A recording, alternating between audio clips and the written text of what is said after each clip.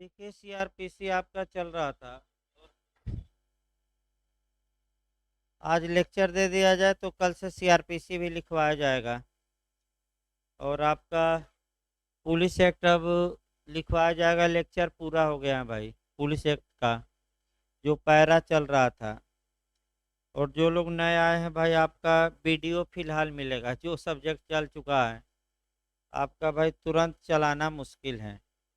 तो आइए देखा जाए। आपका फिर अरेस्ट पर हम लोग चल रहे थे और हम बताए थे कि भाई एक आपका वारंट के बिना गिरफ्तारी हो सकती है, और दूसरा आपका जब न्यायालय ने वारंट जारी किया हो, यानी कि परिपत्र जारी किया हो, यानी कि न्यायालय ने आदेश दिया हो गिरफ्तारी का, तब गिरफ्तारी हो सकती है। वारंट के बिना गिरफ्तारी के मामले में बताया गया था कि सीआरपीसी की धारा 41 से लेकर और 60A लागू होगी। और वारंट पर गिरफ्तारी के मामले में आपका 70 धारा 70 से लेकर, और आपका कह सकते हैं। दो ही लोग बैठिए भाई, जगह तो है। हाँ थोड़ा फैल के बैठिएगा। हाँ, वारंट पर गिरफ्तारी के मामले में आपका सीआरपीसी की धारा 70 से लेकर और आपका 81 लागू होगी, ये बताया गया था।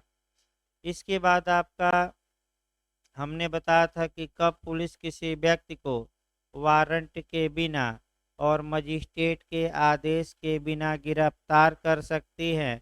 इसके लिए मुख्य रूप से प्रावधान सीआरपीसी की धारा 41 में है, ये हमने बताया। 42 भी आपका क्वेश्चन बना है कि पुलिस कब असंज्ञेय अपराध में, मेंस में बना है, प्री में भी, कि किसी व्यक्ति को वारंट के बिना, माने असंज्ञेय अपराध में वारंट के बिना और मजिस्ट्रेट के आदेश के बिना गिरफ्तार कर सकती है। तो इसके लिए हमने बताया था कि दो तीन एंगल से लिखना है। पहले 2L लिखना है, फिर आपका 42 लिखना है, फिर आपका धारा 41 का क्लाज 2, ये बताया गया था। अब आइए, अब जो आपका क्वेश्चन फिर बना है मेंस में, कि आपका उत्तर प्रदेश और उत्तराखंड दोनों में मेंस में बना है ये, कि उन परिस्थितियों का उल्लेख करिए जिनमें कोई आम आदमी, यानी कि प्राइवेट व्यक्ति, किसी दूसरे व्यक्ति को वारंट के बिना एवं मजिस्ट्रेट के आदेश के बिना गिरफ्तार कर सकता है। और गिरफ्तारी के बाद की प्रक्रिया का भी उल्लेख करिए। यानी कि फिर एक बार क्वेश्चन देखिए, ये कई जगह बन चुका है क्वेश्चन, कि कब कोई प्राइवेट व्यक्ति, यानी कि आम जनता, सामान्य व्यक्ति, किसी दूसरे व्यक्ति को वारंट के बिना गिरफ्तार कर सकता है, और गिरफ्तारी के बाद की प्रक्रिया का उल्लेख करिए। ये जो क्वेश्चन आपको बताया जाएगा ये दो एंगल से बना है। एक तो ये बना है वारंट के बिना, और फिर आपका कई राज्यों ने ये मेंस में क्वेश्चन बनाया है, प्री में भी, कि उन परिस्थितियों का उल्लेख करिए जिसमें किसी प्राइवेट व्यक्ति के नाम गिरफ्तारी का वारंट जारी किया जा सकता है। इसका मतलब ये हुआ कि कोई प्राइवेट व्यक्ति हैं, उसके नाम गिरफ्तारी का वारंट जारी किया गया, और उसको न्यायालय ने आदेशित किया कि वारंट में उल्लिखित व्यक्ति को आप गिरफ्तार करिए। ये दोनों क्वेश्चन आपका। तो वारंट के बिना कब प्राइवेट व्यक्ति गिरफ्तार करेगा, इसके लिए सेक्शन 43 काम करेगा। और प्राइवेट व्यक्ति के नाम कब गिरफ्तारी का वारंट जारी किया जा सकता है, इसके लिए दो सेक्शन आपको पढ़ने हैं, एक 72 और दूसरा 73। यानी कि दो सेक्शन उधर पढ़ने हैं। कौन कौन सा? आपका 72 और कौन सा? 73। तो दो क्वेश्चन आपको कवर करने हैं अच्छे से। आइए पहला क्वेश्चन हम शुरू करते हैं। इसको प्री, बैठिए भाई, आगे बैठिए, उधर है तो जगह, बैठिए, उधर है, बैठिए आराम से। आपका दो क्वेश्चन आपका पहले कवर कराया जाए। पहला हम शुरुआत कर रहे हैं कि उन परिस्थितियों का उल्लेख करिए जिसमें कि कोई प्राइवेट व्यक्ति माने आम आदमी, ये याद रखें, सरकारी पुलिस नहीं, किसी व्यक्ति को वारंट के बिना गिरफ्तार कर सकता है और गिरफ्तारी के बाद की प्रक्रिया बताइए। देखिए आपका इस क्वेश्चन को कैसे लिखना है ये समझिए। सामान्यतः, सामान्यतः मतलब जनरली, जनरली मतलब मामूली तौर पे, मामूली तौर पे माने साधारण तौर पे। एक और आपका शब्द पकड़िए, जहाँ भी मामूली तौर पे या हम साधारण तौर पे या जनरली शब्द का यूज करें, इसका मतलब ये हुआ कि वह उसका एक्सेप्शन भी है, अपवाद भी है। याद रखिए, यानी कि जहाँ की ये शब्द यूज किया जाए सामान्य तौर पे, मामूली तौर पे, जनरली या आम तौर पे कहा जाता है, इसका मतलब ये हुआ कि ये इसका एक्सेप्शन है। तो सामान्यतः किसी व्यक्ति को वारंट के बिना गिरफ्तार करने का अधिकार पुलिस अधिकारी को प्राप्त है। किसको प्राप्त है? जनरली पुलिस अधिकारी। लेकिन यह लॉ का एब्सोल्यूट रूल नहीं है, यह विधि का पूर्ण नियम नहीं है, इसके अपवाद हैं। और इसका अपवाद आपका सेक्शन 43 में दिया गया है, जहाँ की कुछ परिस्थितियों में कोई प्राइवेट व्यक्ति भी किसी व्यक्ति को वारंट के बिना एवं मजिस्ट्रेट के आदेश के बिना गिरफ्तार कर सकता है। यानी कि सामान्य नियम लिखिएगा और 43 उसका क्या हो गया? अपवाद। अब 43 में क्या है, एक एक देखिए। और आपका कब प्राइवेट व्यक्ति गिरफ्तार करेगा, गिरफ्तारी के बाद प्रोसीजर क्या होगा। देखिए भाई, आपका कोरिलेट भी करना है थोड़ा। 43 से आप जरूर लिखिएगा, जब भी ये पढ़िएगा तो आईपीसी की धारा 179 जरूर कोरिलेट करिएगा। यानी कि आईपीसी की कौन सी धारा? 79 हम बताएंगे अभी आपका।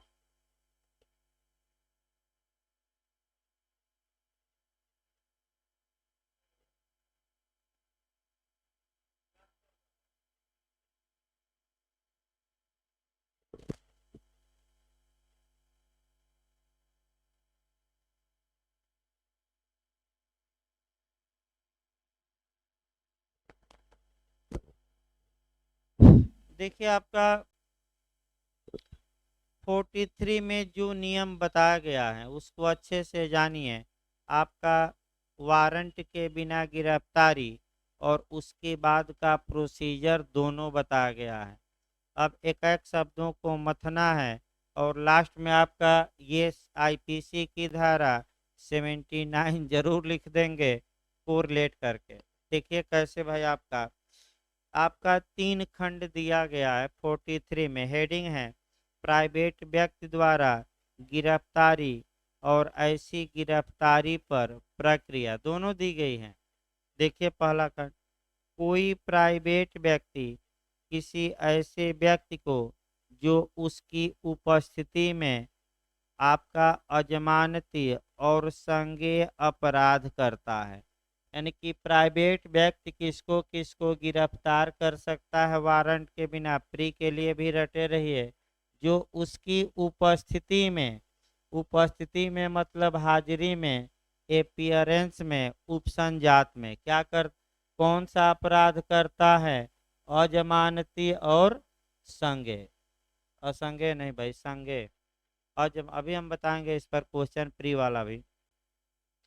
आपका अजमानती यानी कि नॉन बेलेबल और कांग्निजेबल ऑफेंस करता है, या किसी उद्घोषित अपराधी को, यानी कि दूसरा किसको वारंट के बिना गिरफ्तार कर सकता है? तो किसी उद्घोषित अपराधी को। इसको भी हम बताएंगे कि उद्घोषित अपराधी या पुलिस एक्ट में भी बताया गया, फरार अपराधी, मफरूर अपराधी, भगोड़ा अपराधी बताया गया था। इसको कितने वर्ग होते हैं भगोड़ों के? दो। चलिए रटे रहे भाई, लिखवाना है लेकिन पढ़ा गया था।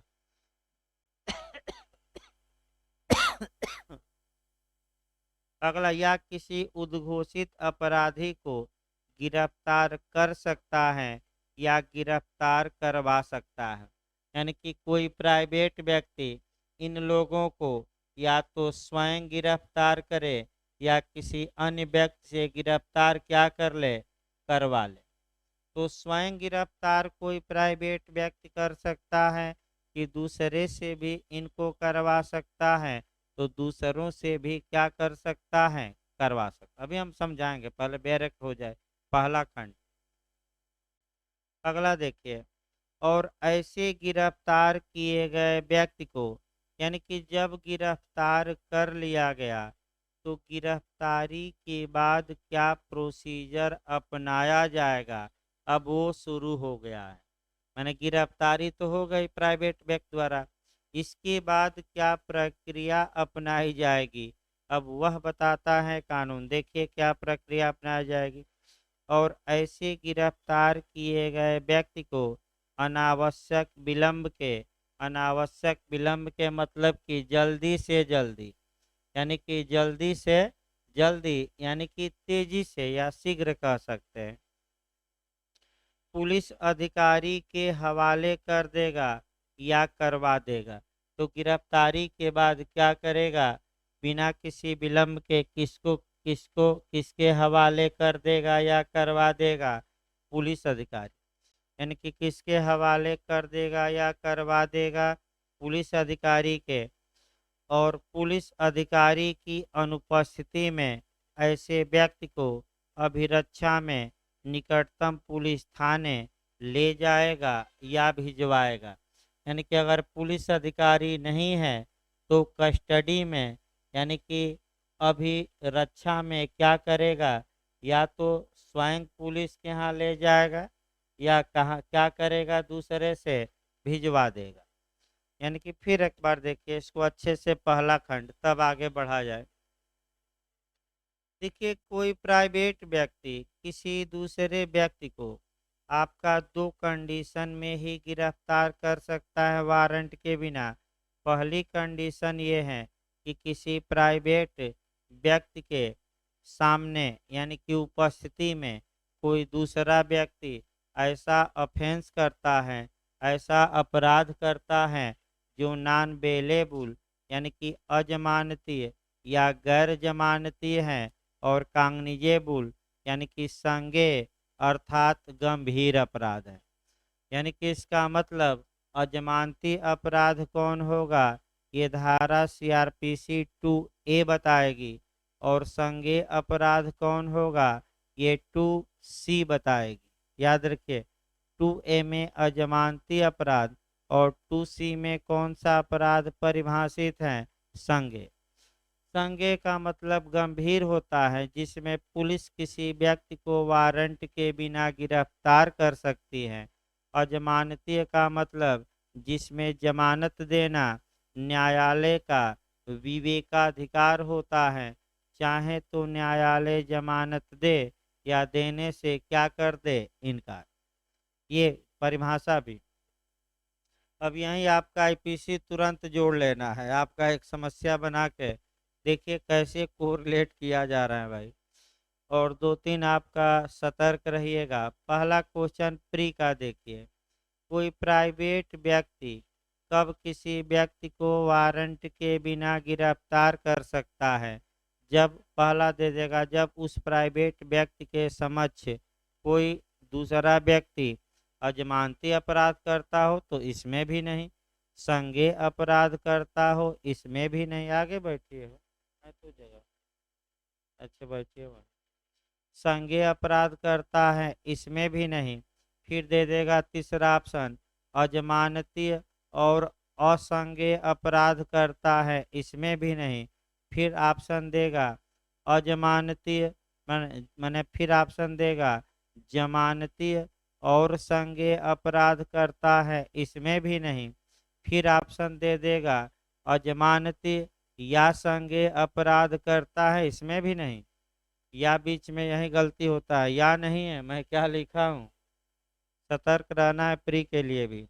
तो कैसा अपराध करता है? नॉन बेलेबल एंड कॉग्निजेबल, यानी कि अजमानतीय और संज्ञेय। अब आइए, ये एक प्राइवेट व्यक्ति है, इसे लगता है कि बी ने, इसे प्रतीत होता है, महसूस होता है, लगता है कि बी उसके सामने अपराध कर रहा है और बी द्वारा किया गया अपराध ऐसा है जो अजमानतीय है और संज्ञेय है। माने दोनों है, कौन कौन? अजमानती और संज्ञेय। और ए बी को वारंट के बिना गिरफ्तार कर लेता है। बाद में पता लगता है कि बी आपका संज्ञेय अपराध तो कर रहा था, लेकिन वह अपराध अजमानतीय नहीं है। यानी कि बाद में पता लगता है गिरफ्तारी के बाद कि भी अपराध तो कर रहा था या अपने बचाव में कार्य कर रहा था, ये भी देता है कि बाद में पता लगता है कि भी अपराध नहीं कर रहा था, बल्कि सेल्फ डिफेंस में कार्य कर रहा था। और ए को विश्वास हो गया कि बी क्या करेगा? अपराध। जबकि बी अपने बचाव में कार्य कर रहा था। या दूसरा समस्या दे देगी कि बी जो कार्य कर रहा था वह अजमानतीय तो था, लेकिन संज्ञेय अपराध नहीं था।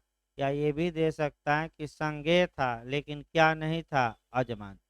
क्योंकि दोनों शर्तें एक साथ पूर्ति होगी तभी तो वारंट के बिना गिरफ्तार करेंगे। तो ये ए से मिस्टेक हो गया। फिर याद रखिए, ए से क्या हो गई है? भूल। और ए से जो भूल हुई है वह ला की या विधि की नहीं है, बल्कि तथ्य की है, फैक्ट की है। तो अगर ए से यह भूल हो गई और ए ने यह मिस्टेक या भूल सद्भावना पूर्वक किया है और भूल किसकी है? आपका तथ्य की है, तो ए को बचाव मिलेगा। और आईपीसी की धारा में 79 एक गलत तरीके से बी को गिरफ्तार करने के लिए दोषी नहीं होगा। तो आईपीसी की कौन सी धारा ऐसे मामलों में बचाव देगी आपका? तो आपका जवाब रहेगा 79। भाई याद रखिएगा, कौन सी धारा? 79। इसको अच्छे से तैयार रखना है भाई। कई बार मेंस में भी इस पर उदाहरण बना है और प्री में भी बना है 79 पर। अगला देखिए भाई, दूसरा है आपका इसी में, या किसी उद्घोषित अपराधी को, यानी कि आम आदमी या प्राइवेट व्यक्ति किसी फरार अपराधी को, उद्घोषित अपराधी को भगोड़ा अपराधी कहिए, प्रोकुमलेंट अफेंडर कहिए, या मफरूर पुलिस एक्ट में बताया गया था, उर्दू में क्या कहा जाता है? मफरूर अपराधी को वारंट के बिना गिरफ्तार कर सकता है। सामने अपराध करना आवश्यक नहीं है। इस पॉइंट में सामने अपराध करना आवश्यक नहीं है, बस ये है कि उसके खिलाफ, तो फिर सीआरपीसी में भाई बताया गया था कि भगोड़े की घोषणा सीआरपीसी की किस धारा के तहत की जाती है? 82। यानी कि जिस व्यक्ति के खिलाफ धारा 82 के तहत उद्घोषणा की गई है, पुलिस एक पुलिस पैरा भी बताता है कि वही व्यक्ति क्या कहलाएगा? भगोड़ा अपराधी या उद्घोषित अपराधी। तो उद्घोषणा कब की जाएगी वो तो आगे डिटेल में हम बताएंगे। यानी कि फरारी की घोषणा की गई है, तो फरारी ऐसे व्यक्ति को आम जनता भी वारंट के बिना क्या कर सकती है? गिरफ्तार। तो अब जब आम जनता गिरफ्तार ही कर ली है या आम जनता गिरफ्तार करवा ली है, यानी कि प्राइवेट व्यक्ति ऐसे लोगों को या तो स्वयं गिरफ्तार करे या किसी से करवाए, कोई दिक्कत नहीं, या तो स्वयं करे या किसी से क्या करे? गिरफ्तार करवाए। तो ऐसी दशा में ऐसा प्राइवेट व्यक्ति क्या करेगा? तो गिरफ्तारी के बाद क्या करेगा? अगर कोई निकटतम पुलिस है तो उस पुलिस के हवाले करेगा या करवाएगा। यानी कि स्वयं गिरफ्तार किया है तो करेगा, और दूसरे से गिरफ्तार करवाया है तो क्या होगा? करवाएगा। और अगर कोई निकटतम पुलिस उपलब्ध नहीं है तब क्या होगा, तो वह आपका क्या करेगा, तो वह ऐसे व्यक्ति को अभिरक्षा में निकटतम पुलिस थाने ले जाएगा या भिजवाएगा। यानी कि इसका मतलब ये हुआ कि आपका या तो स्वयं लेकर थाने पर जाए या दूसरे व्यक्तियों को दे दे कि आप थाने पर इसको क्या करिए, ले जाइए। यानी कि कुल मिलाकर प्राइवेट व्यक्ति गिरफ्तार किया या करवाया तो एक लाइन पुलिस को सौंप देगा। अब यहाँ मामला चला गया पुलिस के पास, तो पुलिस क्या करेगी, देखिए अब खंड दो। अब खंड दो देखिए भाई, यदि यह विश्वास करने का कारण है कि ऐसा व्यक्ति सेक्शन 41 के उपबंधों के अंतर्गत आता है तो पुलिस अधिकारी उसे फिर से गिरफ्तार करेगा। यानी कि जब पुलिस के पास ऐसे व्यक्ति को ले जाया गया तो अब पुलिस ये देखेगी कि क्या जिस व्यक्ति को लाया गया है यह क्या ऐसा अपराध किया है जिसको मैं धारा 41 के तहत वारंट के बिना गिरफ्तार कर सकती हूँ। अगर पुलिस को ये विश्वास हो जाए कि यह व्यक्ति ऐसा अपराध किया है, मैं बता चुका हूँ 41, जिसके लिए मैं धारा 41 के तहत इसको वारंट के बिना क्या कर सकती हूँ, गिरफ्तार, तो पुलिस फिर से ऐसे व्यक्ति को गिरफ्तार करेगी दोबारा।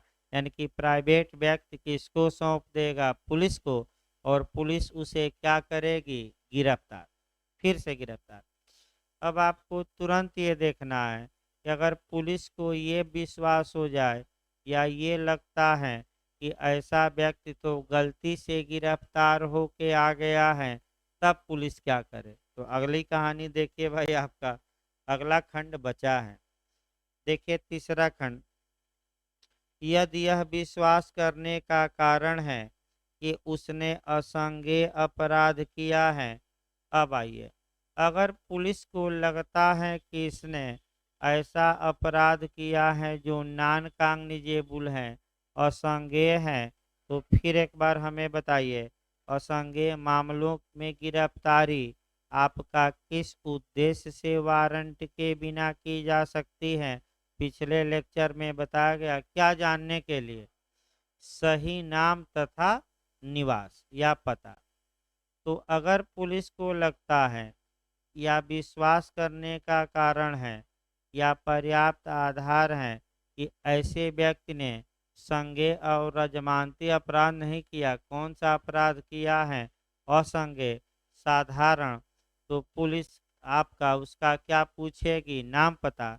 अगर वह सही सही नाम पता बता देता है तो बांड भरवा के छोड़ दिया जाएगा, और नहीं बताता है तो कितने घंटे के अंदर मजिस्ट्रेट के यहाँ पेश किया जाएगा, 24। यही किस खंड में प्रावधानित है, 3। अब 3 देखिए, बेर की भाषा, सामान्य भाषा में अभी हुआ, यदि यह विश्वास करने का कारण है कि उसने असंज्ञेय अपराध किया है और वह पुलिस अधिकारी की मांग पर अपना नाम और निवास बताने से इनकार करता है, या नाम निवास बताता है तो सही बताता है कि झूठा, झूठा, तो ऐसे व्यक्ति को आपका क्या किया जाएगा भाई, धारा 42 के उपबंधों के तहत कार्रवाई की जाएगी। तो सेक्शन 43 में क्या था, कितने घंटे के अंदर मजिस्ट्रेट के यहाँ प्रस्तुत किया जाएगा, 24। और सही नाम पता बता देता है, या मान लीजिए अपराध पुलिस फिर गलती से गिरफ्तार कर लिया गया है, पुलिस देखती है तो ये तो कोई अपराध ही नहीं किया है, तो पुलिस क्या करेगी, भेजेगी जेल की, छोड़ देगी, छोड़ देगी। तो 3 विकल्प बना लीजिए, फिर मैं बता रहा हूँ कितने विकल्प, 3। देखिए आपका 3 विकल्प हम भी अब बना रहे हैं लास्ट में, आपका क्या क्या पुलिस करेगी। पहला ये है कि अगर पुलिस को लगता है कि ये जो अभियुक्त हैं ये 41 में आता है, अर्थात ऐसा अपराध किया है जिसे मैं वारंट के बिना गिरफ्तार कर सकती हूँ, तो पुलिस पुनः उसे क्या करेगी? गिरफ्तार। दूसरा, अगर पुलिस को लगता है कि इसने असंज्ञेय अपराध किया है तो किस धारा के तहत कार्यवाही करेगी? 42। तो 42 में दो कार्यवाही बांट लीजिएगा। एक तो अगर सही नाम और पता बता देता है तो बंध पत्र या बांड भरवा के पुलिस द्वारा उसे क्या किया जाएगा? छोड़ दिया जाएगा। लेकिन क्या भरवा के? बांड, कि जब जब बुलाया जाए क्या करते रहना? आते रहना।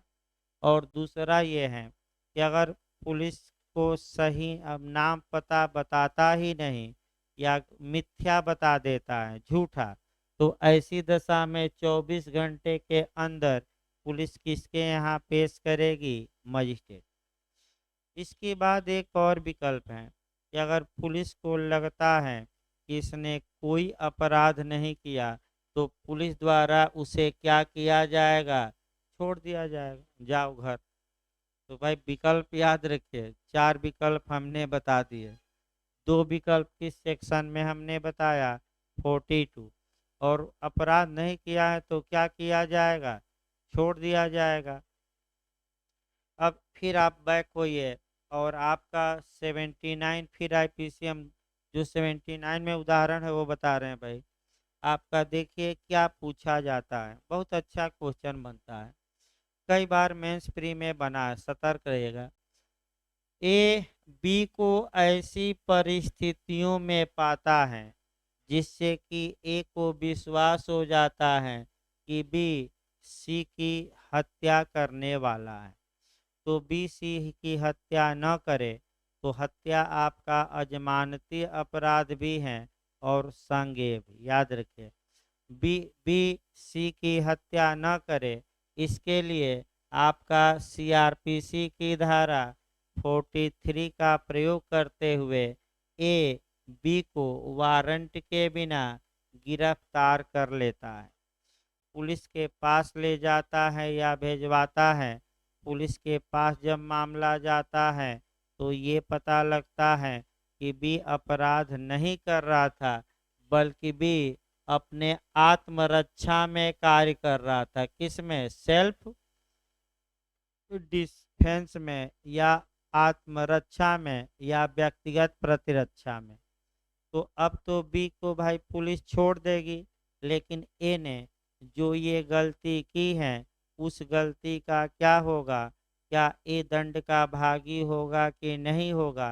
तो ए को भी बचाव मिलेगा, लेकिन कब? जब ए ने तथ्य की भूल की हो, ये भूल सद्भावना में हो और आपका तथ्य की भूल हो और ए समझता हो कि हम इस कार्य को करने के लिए न्यायानुमत हैं, जस्टिफाई है। तो आपका ए से सद्भावना पूर्वक भूल हुई, जांच पड़ताल ए ने किया फिर भी भूल हो गई, तो ए की धारा में आईपीसी में बचाव लेगा। अगर भी उस पर अवैध गिरफ्तारी का मुकदमा करता है तो किस धारा में? ये शुद्ध रूप से जो बेयर एक्ट में इलस्ट्रेशन दिया गया है वो बताया गया, क्योंकि बार बार ये रिपीट कर रहा है। ये क्वेश्चन का मॉडल समाप्त हो गया भाई, दूसरा मॉडल देखिए तब आगे बढ़ा जाएगा। जो दूसरा मॉडल तुरंत यहीं पढ़ना है, अलग से नहीं, दोनों एक जगह लिखवाए भी जाते हैं। उन परिस्थितियों का उल्लेख करिए जिनमें किसी प्राइवेट व्यक्ति के नाम गिरफ्तारी का वारंट जारी किया जा सकता है।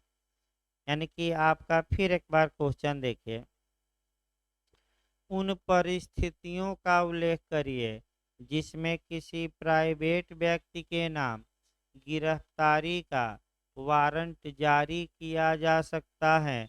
ये मेंस में क्वेश्चन बनता है, प्री में भी इंटरव्यू में भी, तीनों के लिए है। तो फिर आप सामान्य नियम एक लिखेंगे, सामान्यतः गिरफ्तारी का वारंट एक या एक से अधिक पुलिस अधिकारियों के नाम जारी होता है और न्यायालय पुलिस अधिकारियों को आदेशित करता है कि वारंट में वर्णित व्यक्ति को गिरफ्तार करके न्यायालय में हाजिर किया जाए। फिर एक बार देखिए, जनरल रूल, सामान्य नियम क्या है, जनरल रूल क्या है, मामूली तौर पर क्या है, साधारण तौर पर क्या है। तो साधारण तौर पर तो यही नियम है कि आपका गिरफ्तारी का वारंट किसके नाम जारी होगा, एक या एक से अधिक पुलिस अधिकारी के नाम। किसको आदेशित न्यायालय करेगा, किसको ऑर्डर देगा कि आप वारंट में वर्णित व्यक्ति को गिरफ्तार करके कोर्ट में हाजिर करिए। पुलिस को, एक पुलिस के एक से अधिक एक से अधिक को भी, एक से अधिक को। लेकिन यह विधि का पूर्ण नियम नहीं है। 73 नहीं 72 और धारा 73 में इसका एक्सेप्शन है, जहाँ की कुछ दशाओं में किसी प्राइवेट व्यक्ति के नाम भी गिरफ्तारी का वारंट जारी किया जा सकता है और प्राइवेट व्यक्ति को आदेशित किया जा सकता है कि वह वारंट में वर्णित व्यक्ति को क्या करे, गिरफ्तार। तो गिरफ्तार करे और गिरफ्तारी के बाद क्या करे, दोनों आपका लिखना है। यानी कि प्राइवेट व्यक्ति कब इसके नाम वारंट जारी होगा और जब गिरफ्तार ही कर लिया तब क्या होगा। तो फिर एक बार सतर्क रहिए। वारंट के बिना पूछे तो 43 और प्राइवेट व्यक्ति के नाम वारंट जारी किया जाए पूछे तो 72 और कौन सी धारा, 73। अब एक आपका देखिए, आप 72 शुरू किया जाए भाई। देखिए, वारंट किसको निर्दिष्ट होंगे, अर्थात आपका डायरेक्शन किसको दिया जाएगा वारंट में, अर्थात 72 सेक्शन निकाल लीजिए। अर्थात वारंट किसके नाम जारी होगा। तो देखिए स्पष्ट लिखा गया भाई, पहला खंड देखिए, गिरफ्तारी का वारंट मामूली तौर पे, फिर शब्द आया, मैं बार बार बता रहा हूँ, मामूली तौर पे का मतलब क्या हुआ कि यह सामान्य नियम है कि पूर्ण नियम सामान्य। इसका मतलब कि इसका एक्सेप्शन या अपवाद या विरोधी नियम हो सकता है। विरोधी नियम कैसे होगा कि जब पुलिस के नाम गिरफ्तारी का वारंट न जारी करके किसके नाम जारी किया जाए, आपका प्राइवेट व्यक्ति। तो फिर एक बार देखिए, पहला क्लास चल रहा है भाई। गिरफ्तारी का वारंट मामूली तौर पे यानी कि साधारण तौर पे एक या अधिक पुलिस अधिकारियों को निर्दिष्ट होगा मतलब कि एक या एक से अधिक पुलिस अधिकारियों के नाम क्या हो सकेगा, जारी। निर्दिष्ट होगा माने जारी किया जा सकेगा।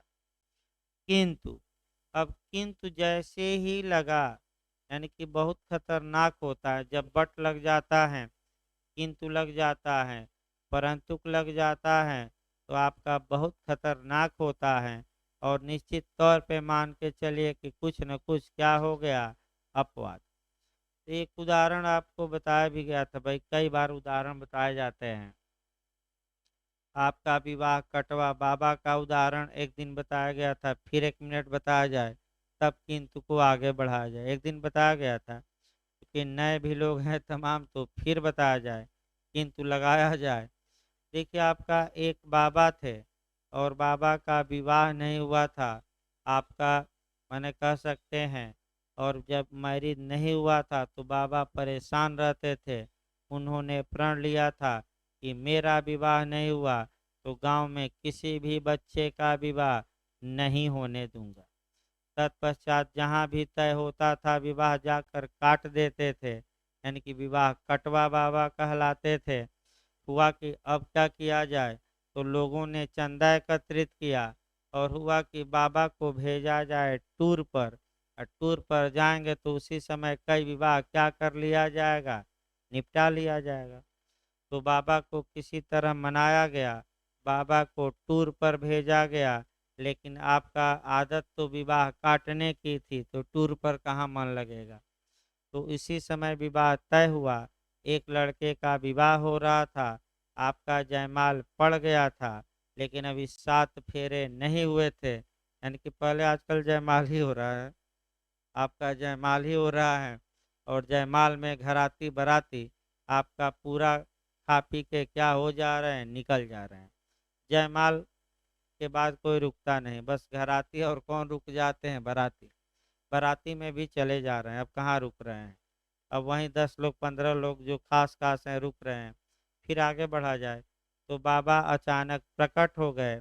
अब लड़के का पिता भी परेशान, लड़का भी परेशान, सब गांव वाले परेशान कि अब तो विवाह कटवा बाबा आ गया है, कुछ न कुछ अपना क्या दिखाएगा रूप।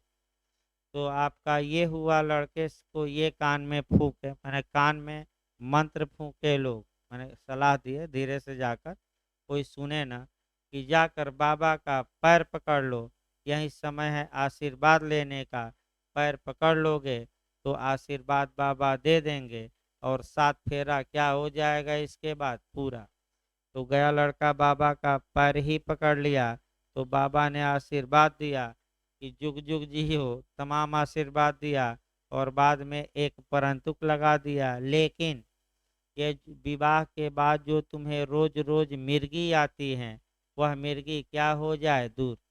वहीं लड़की वाले खड़े हैं, और लड़के को कहिए, लड़के को कि तुम मिर्गी वाले हो, रोज रोज मिर्गी से जो गिरते हो, और रोज चमड़े और हवाई का चप्पल चुंघाया जाता है, ये बीमारी क्या हो जाए दूर। इतना ही पर्याप्त है, विवाह काटने के लिए क्या है। अब हुआ हंगामा, बाराती घराती में मारपीट हो गई, और विवाह क्या हो गया, आपका कट गया। तो लेकिन लग जाता है तो फिर वह खोए कानून पर। गिरफ्तारी का वारंट सामान्यतः एक या एक से अधिक पुलिस अधिकारियों के क्या जारी होगा, नाम, और उसमें से एक या कुछ या सभी उस वारंट को लागू कराएंगे। लेकिन या किंतु, देखिए किंतु, यदि ऐसे वारंट का तुरंत निष्पादन आवश्यक है। तुरंत निष्पादन आवश्यक है मतलब ये हुआ कि तुरंत किसी व्यक्ति को अरेस्ट करना है, तुरंत निष्पादन आवश्यक है, और कोई पुलिस अधिकारी तुरंत न मिल सके तो वारंट जारी करने वाला न्यायालय किसी अन्य व्यक्ति या व्यक्तियों को उसे निर्दिष्ट कर सकता है, और ऐसा व्यक्ति या ऐसे व्यक्ति उसका निष्पादन करेंगे।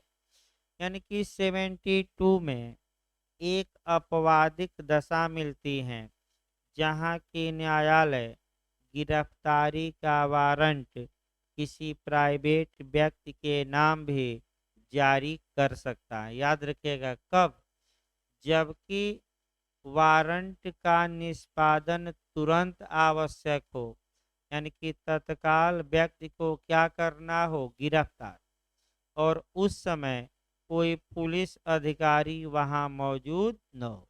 दो कंडीशन याद रखें, यानी कि अर्जेंट मामला हो, तत्काल गिरफ्तारी आवश्यक है किसी की, और कोई पुलिस वाला वहां मौजूद न हो।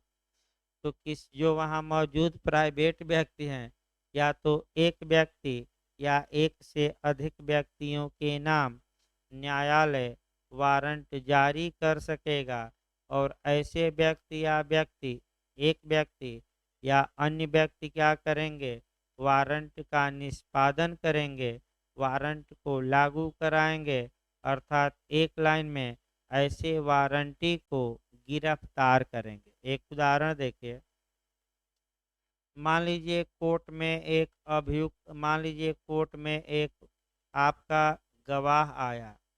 गवाह आपका कह सकते हैं कि बार बार विघ्न डाल रहा है, न्यायाधीश को परेशान कर दिया है, और कोई पुलिस अधिकारी वहां नहीं है, न्यायालय की अवमानना कर दिया। न्यायालय को लगता है कि तुरंत अगर इसे गिरफ्तार करना जरूरी है, आवश्यक है, और वहाँ कोई पुलिस अधिकारी है नहीं, तो किसी अधिवक्ता के ही नाम, एक या अधिक अधिवक्ताओं के नाम क्या जारी कर सकता है न्यायालय, गिरफ्तारी का वारंट, और कहेगा कि इसको आप लोग ही क्या करिए, गिरफ्तार।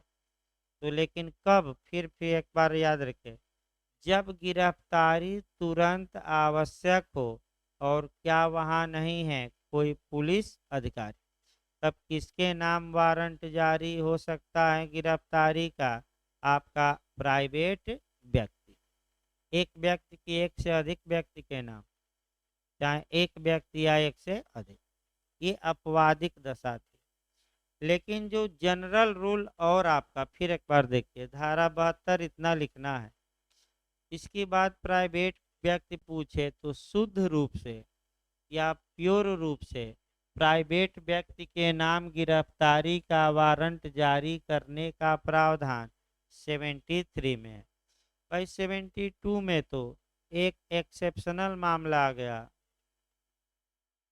यानी कि एक अपवादिक दशा आ गई, आपका एक एक्सेप्शनल मामला आ गया कि तुरंत आवश्यक था, और गिरफ्तारी और कौन नहीं था, कोई पुलिस अधिकारी।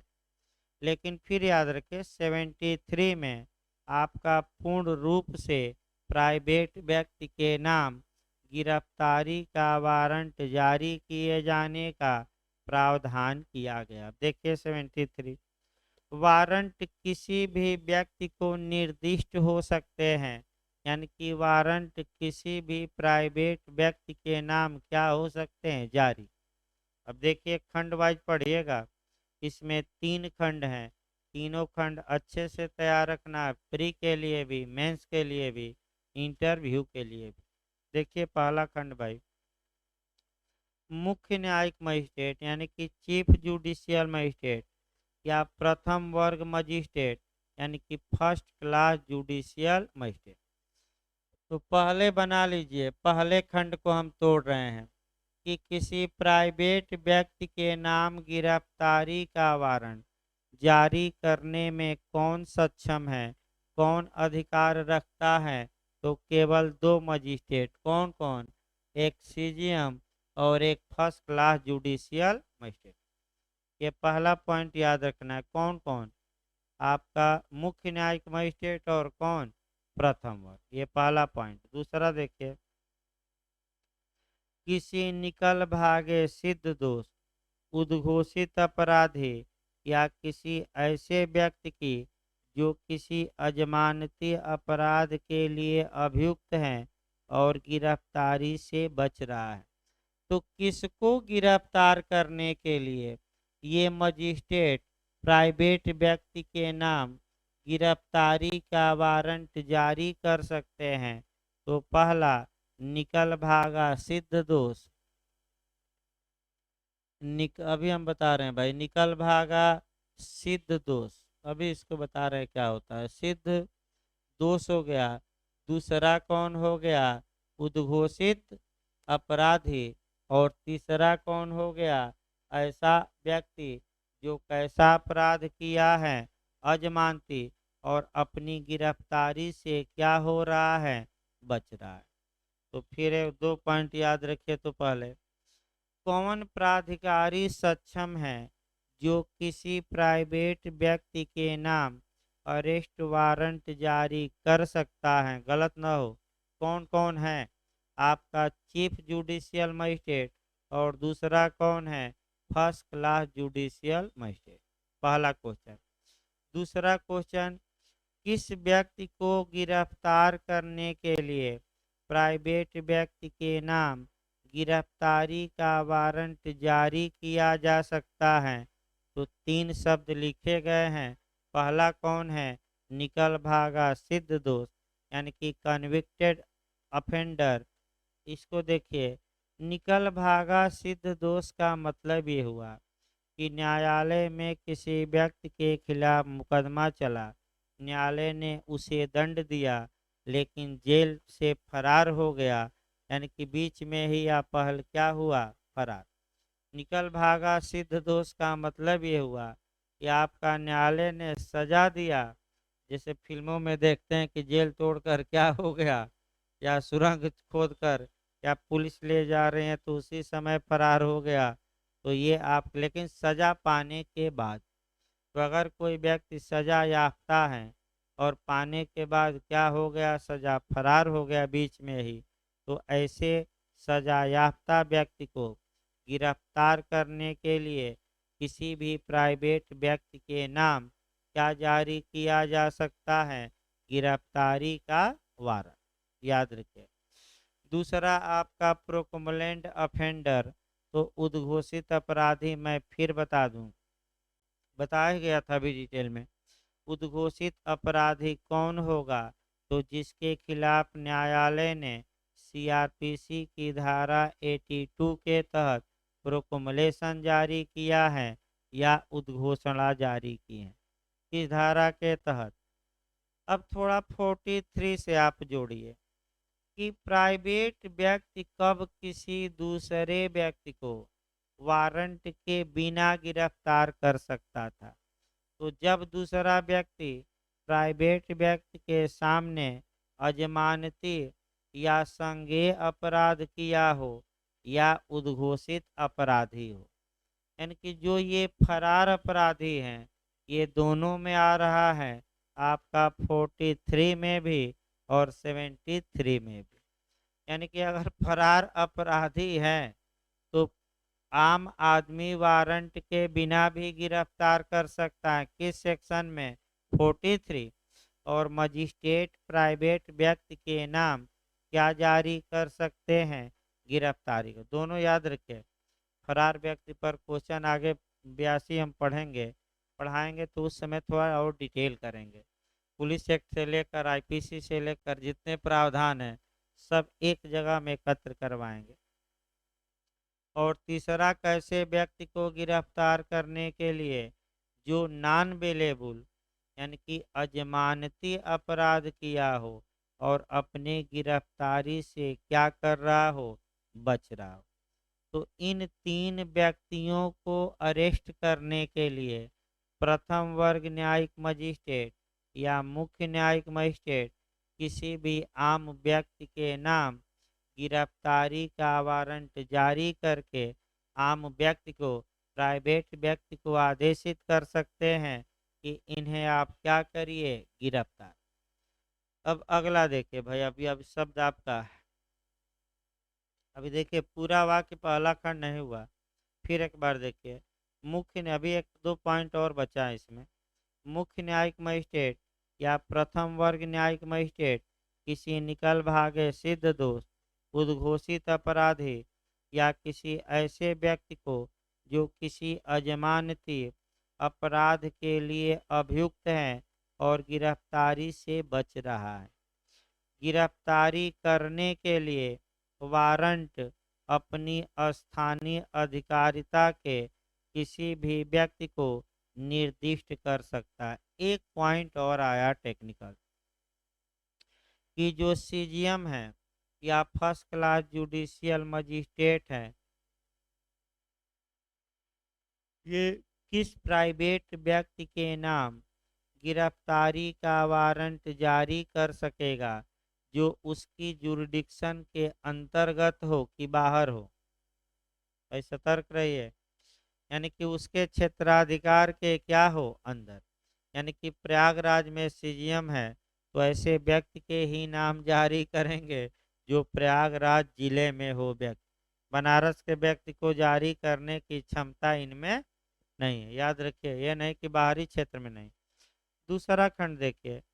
ऐसा व्यक्ति वारंट की प्राप्ति को लिखित में अविस्वीकार करेगा। एक उदाहरण बना लिया जाए। ए के नाम जारी हुआ तो खंड 2 कहता है कि ए ऐसे वारंट को आपका लिखित में अविस्वीकार करेगा, यानी कि लिखित में स्वीकार करेगा कि हम ऐसे वारंट को क्या करते हैं? स्वीकार करेगा। और यदि वह व्यक्ति जिसकी गिरफ्तारी के लिए वह वारंट जारी किया गया है उसके भार साधन के अधीन किसी भूमि या अन्य संपत्ति में क्या प्रवेश करता है तो वह उस वारंट का निष्पादन करेगा। यानी कि जिस व्यक्ति का नाम वारंट में है, यानी कि वारंटी को वह गिरफ्तार करेगा यदि वारंटी उसके कब्जे के अधीन किसी संपत्ति में या उसकी किसी भूमि में क्या करता है? प्रवेश। यानी कि अगर उसके अहाते में, भूमि में, उसकी जमीन पर क्या करता है? प्रवेश। यानी कि इसका मतलब ये हुआ कि आपका घूम घूम कर नहीं खोजना है, इंतजार करना है। जैसे यूक्रेन की सेना रूस की सेना का इंतजार कर रही है कि तुम बम बरसाओ, अंदर आओ, तो हम भी कुछ क्या करेंगे तुम्हारा नुकसान, और गड्ढा खोद ओद के पहले से ही क्या है तैयार। तो ये भी है कि भाई यूक्रेन को तो नुकसान पहुंच ही रहा है, और रूसी सैनिक भी मारे जा रहे हैं, क्योंकि वहाँ यूक्रेन के सैनिक पहले से ही बंकर वंकर बना के और घरों में क्या ले लिए हैं पोजीशन। इसी रास्ते से आओगे तो हम भी क्या करेंगे ठोकेंगे। यानी कि अगर आपका यूक्रेन के एक एक बच्चा ठान ले कि हम 1 इंच जमीन नहीं देंगे, और कई वीडियो आ रहे हैं जहाँ की यूक्रेन के सैनिक नहीं, आम जनता सड़कों पर जा रही है, आपका टैंकों पर चढ़ जा रहे हैं, गाड़ियों पर, और काफिले को रोक दे रही हैं। तो अगर ये जज्बा बच्चे बच्चे में आ जाए कि हमारा देश है, हम अधीन नहीं होने देंगे, तो कोई माल माई का अल्लाह नहीं है कि किसी देश को अधीन बना ले, चाहे अमेरिका हो या कुछ। सेना आप रख सकते हैं 2-4 साल, कब्जा कर सकते हैं, लेकिन आपका लंबे समय तक आप किसी भी देश को अधीन नहीं बना सकते, ये याद रखिए। लेकिन एक एक लोगों में देश के प्रति क्या होनी चाहिए, ईमानदारी, और यूक्रेन वाले दिखा भी रहे हैं। नहीं तो रूस जैसा ताकतवर 2 मिनट में क्या करता, बम फोड़ कर स्वाहा कर देता। लेकिन यूक्रेन इतने दिनों से लड़ रहा, मजाक काम नहीं है। आपका 64 किलोमीटर लंबा काफिला रूस का जा रहा है, फिर भी यूक्रेनी वैसे ही जमे हैं, आपका ज़्यादा आगे बढ़ने नहीं दे रहे। जैसे ही बढ़ रहे हैं तो छुप कर क्या कर दे रहे हैं वार, और तमाम सैनिक रूस के मारे जा रहे हैं। इसीलिए पुतिन का दिमाग काम नहीं कर रहा है, यानी कि दिमाग काम करना बंद कर दिया है। भाई इसका मतलब ये हुआ कि अगर आपकी मनपसंद सरकार पड़ोस में नहीं है, तो क्या आप हमला करके सरकार बदल देंगे? भाई सरकार बदलना जनता का काम है। इंतजार करिए, 2 साल बाद हो सकता है कि जनता क्या करे सरकार को। अब ये थोड़े हैं कि आपका भारत को अच्छा न लगे बांग्लादेश और भूटान बर्मा, तो कब्जा करके और कहे कि सत्ता परिवर्तन करिए। ये तो इंटरनल मामले में क्या है, इसीलिए पूरा विश्व विरोध कर रहा है। चीन भी बोला नहीं, कहा कि भाई हिंसा गलत है, इसका राजनयिक समाधान हो। अभी तक एक शब्द भी रूस के समर्थन में नहीं बोला। भारत भी कह रहा है शांति शांति शांति, किसके पक्ष में बोले? इधर खाई उधर कुआं, तो बीच में क्या करे?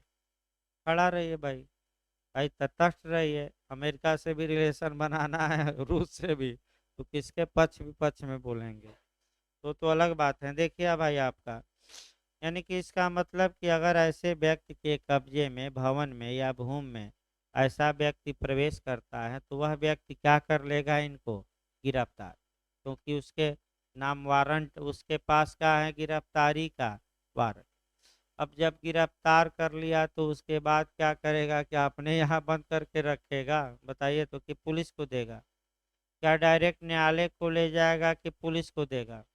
देखिए तीसरा खंड भाई, सही बता रहे हैं, वहीं हम बताने जा रहे हैं बेहद की भाषा से। देखिए, जब वह व्यक्ति जिसके विरुद्ध ऐसा वारंट जारी किया गया है गिरफ्तार कर लिया जाता है, तब वह वारंट सहित निकटतम पुलिस अधिकारी के हवाले कर दिया जाएगा, और यदि धारा 71 के अधीन प्रतिभूति नहीं ली गई है, तो उसे उस मामले में अधिकारिता रखने वाले मजिस्ट्रेट के समक्ष भिजवाएगा।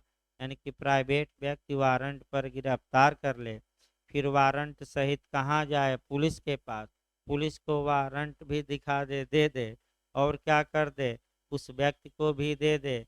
पुलिस अब क्या करेगी? पुलिस अब दो तरीका, फिर आपका 71 आ गई धारा, तो लास्ट में इसको भी बताया जाए, तब आगे बढ़ा जाए। देखिए भाई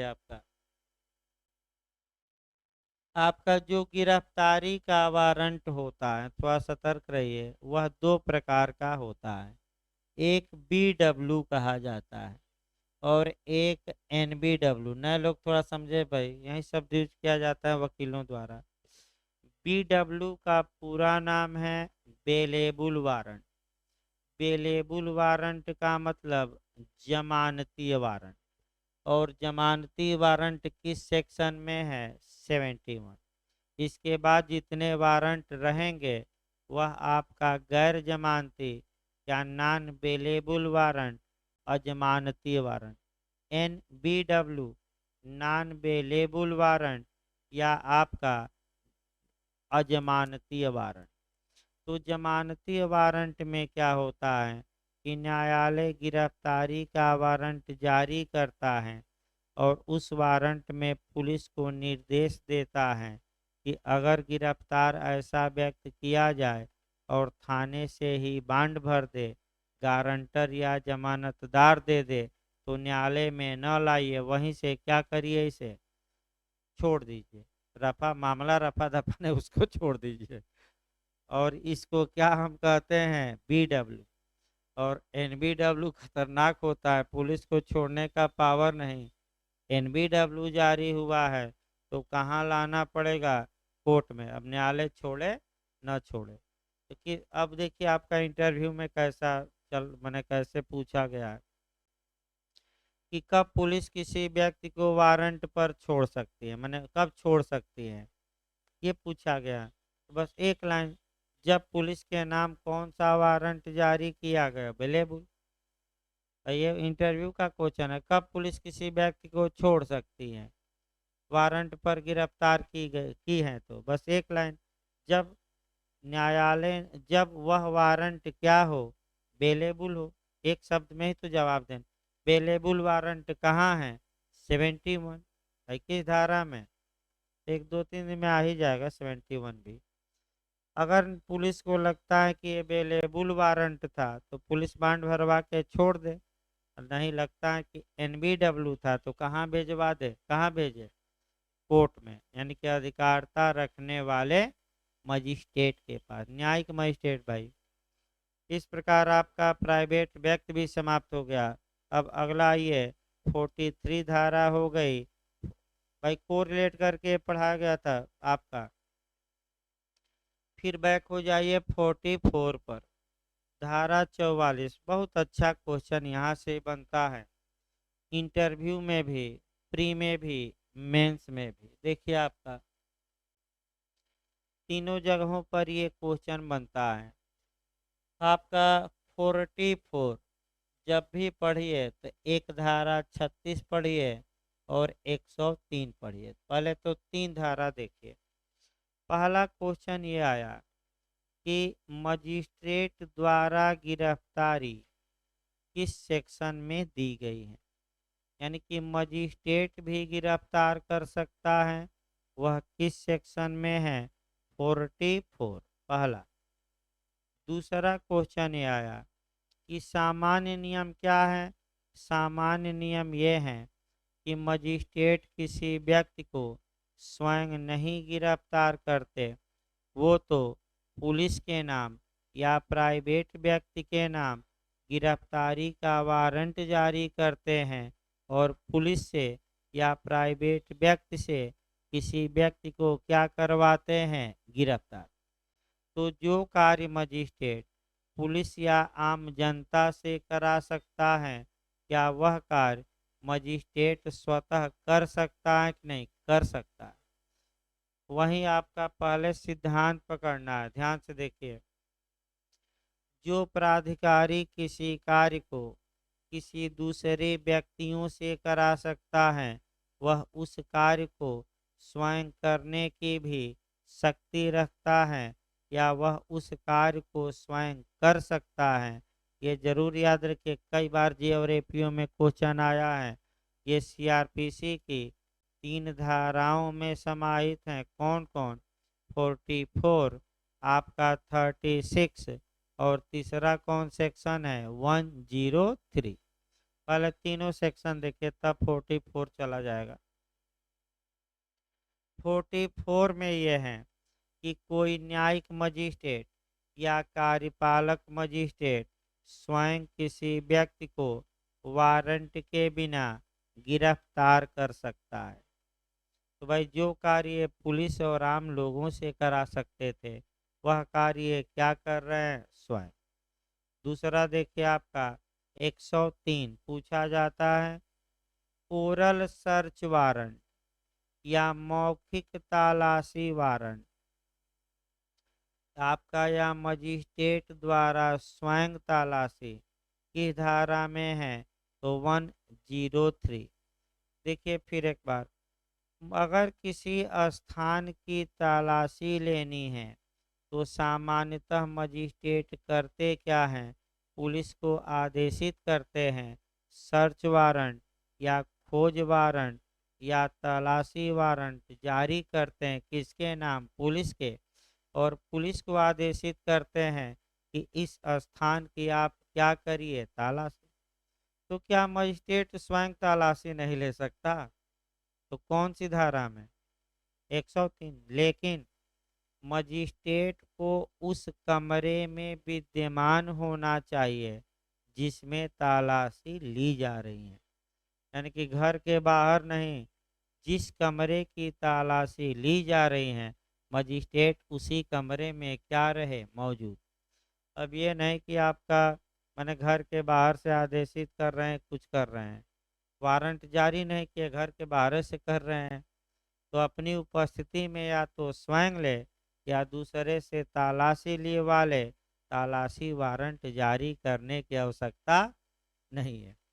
अब इसी प्रकार मजिस्ट्रेट द्वारा स्वयं गिरफ्तारी, तो क्वेश्चन ये बनता है कि ओरल अरेस्ट वारंट का प्रावधान कहाँ है।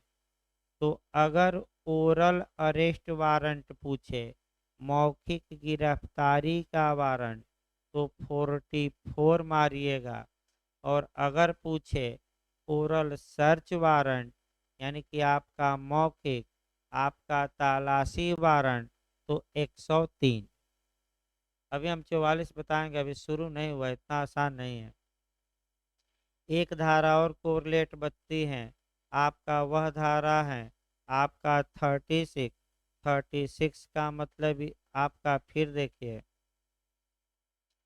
36 में है कि जो शक्ति थाने के अंदर थानेदार रखते हैं, वह शक्ति उसके ऊपर के सभी पुलिस अधिकारी जो उस एरिया में अधिकारिता रखते हैं उनको स्वतः प्राप्त होगी।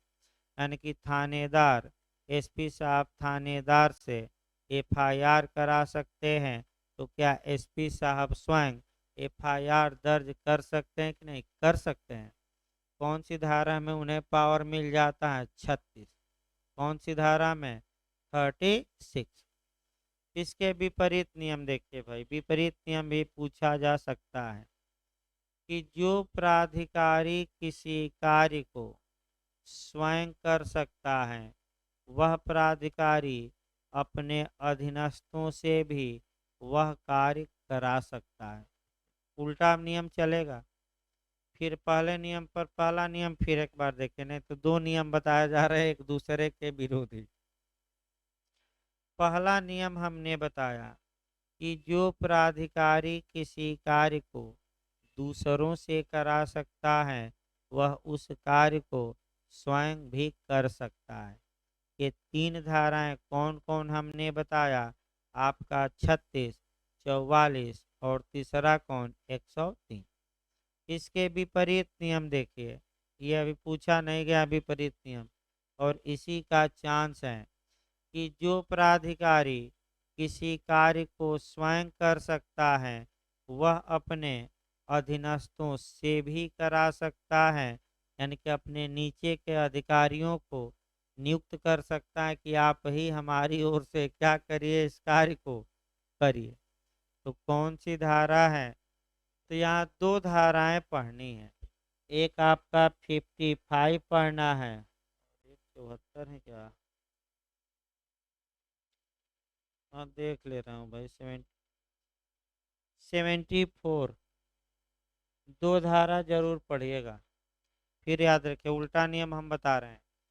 जो प्राधिकारी किसी कार्य को स्वयं कर सकता है, वह अपने सबॉर्डिनेट या अधीनस्थों से भी उस कार्य को करा सकता है। ये सिद्धांत भी दो धाराओं में है, कौन कौन, सीआरपीसी की धारा 55 और दूसरी कौन सी धारा है, 74। अब ध्यान से समझिए दोनों को, एक एक लाइन। जो पुलिस अधिकारी जो पुलिस अधिकारी किसी व्यक्ति को स्वयं वारंट के बिना गिरफ्तार कर सकता है। वह अपने अधीनस्थ पुलिस अधिकारी को लिखित में अथराइज कर सकता है कि हमारा कार्य क्या कर दो तुम। भाई हमारा कार्य क्या कर दो। तो जो कार्य स्वयं कर सकता था, क्या नीचे के अधिकारियों से वह करा बैठा कि नहीं कराया। अब आइए वारंट पर आइए। वारंट के बिना में 55 लागू होगी। अगर मान लीजिए कि पुलिस अधीक्षक के नाम गिरफ्तारी का वारंट जारी किया गया, न्यायालय ने एसपी साहब को आदेशित किया कि वारंट में वर्णित व्यक्ति को गिरफ्तार करके कहाँ लाइए, न्यायालय। तो क्या एसपी साहब स्वयं जाए गिरफ्तार करने, कि अपने अधीनस्थों को यानी कि दरोगा जी, कांस्टेबल, डीवाईएसपी इत्यादि को भाई भेज सकते हैं कि नहीं वारंट का निष्पादन के लिए। एसपी जो कार्य स्वयं कर सकता है वह किससे करा सकता है, अपने अधीनस्थों से। तो दरोगा जी को ही कह दे कि आप ही जाओ और इस वारंटी को क्या करो। तो कौन सी धारा है आपका। तो दोनों में अंतर क्या आया। वारंट के बिना गिरफ्तारी में कौन सी धारा लागू होगी, किससे आपका गिरफ्तार कराइए, अपने अधीनस्थ से। और पुलिस के नाम वारंट जारी हुआ है तब कौन सी धारा, 74, इसको कह दीजिए कि तुम ही गिरफ्तार करो अपने नीचे के अधिकारियों को।